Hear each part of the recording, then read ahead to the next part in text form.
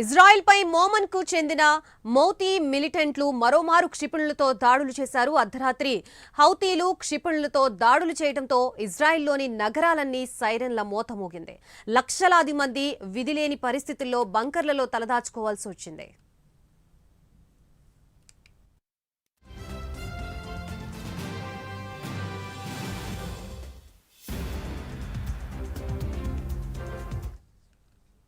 కాగా యోమన్ హౌతీలు central Israel ని లక్ష్యంగా చేసుకుని దాడులు చేస్తోంది. ప్రధానంగా రాజధాని టెల్ అవీవ్ తో పాటు టెల్ అవీవ్ లోని బెన్ గురియాన్ ఎయిర్పోర్ట్ ని లక్ష్యంగా చేసుకుని దాడులు చేస్తోంది. కాగా క్షిపణి దాడికి ఎయిర్పోర్ట్ లో ప్రయాణికులు ప్రాణభయంతో పరుగులు తీశారు.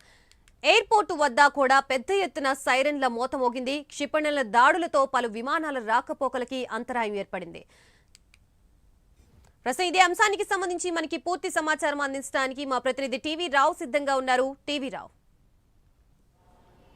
గాయత్రి, ఇజ్రాయెల్పై యెమెన్ దాడి భీకరంగా కొనసాగుతోంది. ఇప్పటికే ఏదైతే తొలుత ఇజ్రాయెల్ చేసినటువంటి దాడులను తిప్పికొట్టేటటువంటి క్రమంలో హౌతీలలో జత చేర్చుకున్నటువంటి యెమెన్ తిరిగి ఉమ్మడిగా దాడులు చేస్తుంటే ఇజ్రాయెల్ మాత్రం ఏమాత్రం కూడా ప్రతిఘటించే పరిస్థితిలో లేకుండా పోయింది.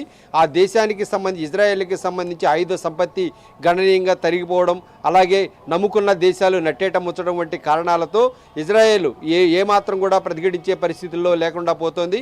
మరి ఇప్పటికే క్షిపణి దాడులు, మిసైల్స్ అన్నీ కూడా ఒక్కసారిగా విరుచుకుపడుతున్నటువంటి తరుణంలో ఏమాత్రం కూడా ఇజ్రాయెల్ వాటిని ప్రతిఘటించకుండా నిశ్చేష్టులుగా నిలిచిపోయినటువంటి పరిస్థితి. మరి ఈ నేపథ్యంలో హౌతీలు ఏకంగా ఇజ్రాయెల్లోని సెంట్రల్ ఎయిర్పోర్టుగా ఉన్నటువంటి బెన్ గురియన్ ఎయిర్పోర్టుకు సంబంధించి ఆయా ప్రాంతాల్లో గత 2-3 రోజులుగా పెద్ద ఎత్తున దాడులు నిర్వహిస్తోంది. మరి ఈ నేపథ్యంలో ఇజ్రాయెల్ మొత్తానికి కూడా లాకౌట్ చేసినటువంటి పరిస్థితి. మరి ఈ నేపథ్యంలో అందులో ఉన్నటువంటి ఎంప్లాయీస్ అయితేనేమి దాదాపుగా 3-4 రోజులుగా అక్కడే బంకర్లలో తలదాచుకుంటున్నటువంటి పరిస్థితి. వారికి కనీసం ఆహార సదుపాయాలు, నీరు కూడా దొరకనటువంటి పరిస్థితుల్లో చాలా ఆందోళనకరంగా ఉన్నటువంటి నేపథ్యం అక్కడ కళ్లకు కడుతోంది. మరి అంతేకాకుండా బెన్ గురియన్ ఎయిర్పోర్టు చుట్టూతా కూడా నిరంతరం క్షిపణి దాడులు కొనసాగుతూ ఉన్నటువంటి పరిస్థితి. మరి ఆయా ప్రాంతాల్లో ఉన్నటువంటి అధికారులు కానీ, ఎయిర్పోర్టుకు సంబంధించిన సిబ్బంది కానీ ఎవరూ కూడా బయటికి వెళ్ళలేనటువంటి దుర్భర పరిస్థితుల్లో అక్కడ కాలం గడుపుతున్నారు. మరి అంతేకాకుండా నిత్యం ఇజ్రాయెల్ మొత్తం కూడా పహారాలు గాస్తూ సైరన్ల మోత మారుమోగిపోతుంది.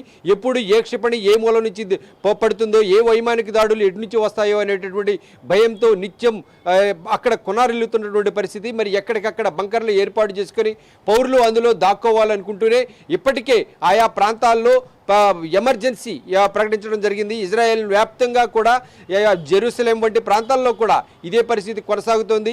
ఎక్కడికక్కడ రక్షణ వలయాలు నిర్మించుకున్నా కూడా పౌరులని కాపాడుకునేటటువంటిదే ప్రధాన లక్ష్యంగా కొనసాగుతున్న ఇజ్రాయెల్కి రక్షణ వ్యవస్థ మరి నానాటికి దిగజారుతోందా అనిపిస్తోంది.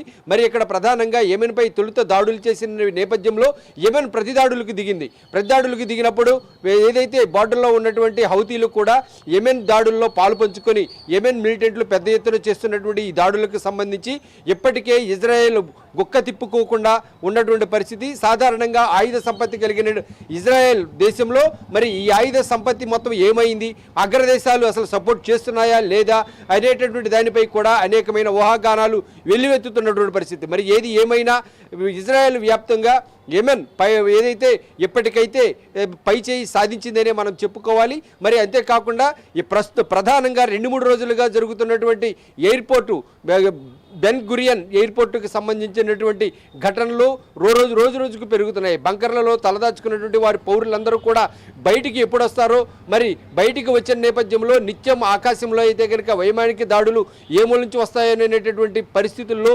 బిక్కుబిక్కుమంటూ కాలం గడుపుతున్నటువంటి పరిస్థితి ఇజ్రాయెల్ వ్యాప్తంగా కనిపిస్తోంది. Gayatri. Right, thank you TV Rao.